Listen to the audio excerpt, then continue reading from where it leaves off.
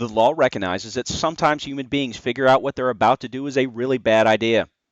It takes into account that a person who attempts a criminal act, conspires to commit a criminal act, or solicits another to do a criminal act may have a change of heart, and this should be taken into consideration in the punishment phase of a trial. In this screencast, we'll discuss the renunciation defense.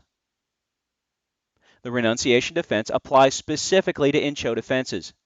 It states it is an affirmative defense, which means the burden of proof is on the defendant, that the offense was not committed because the actor abandoned criminal conduct and the actor took additional measures to prevent it from happening if abandoning the offense alone was insufficient to keep it from happening.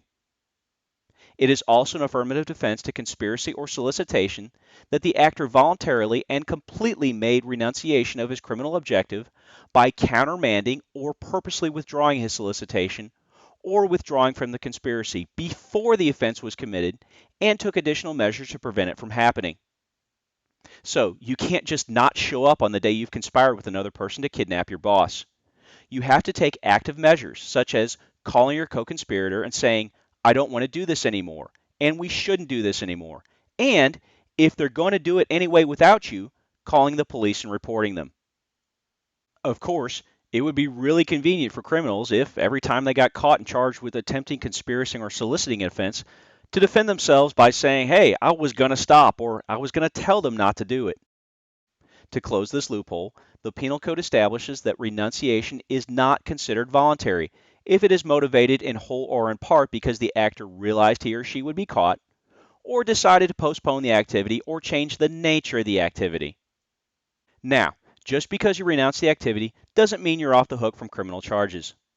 The Penal Code states evidence the actor renounced the criminal activity by abandoning the criminal conduct, countermanding the solicitation, or withdrawing from the conspiracy before the offense was committed, and took measures to prevent it, shall be admissible as mitigation at the hearing during a punishment phase.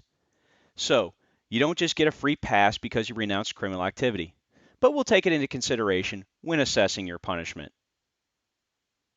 A final note of clarification as we close our discussion on in-show defenses.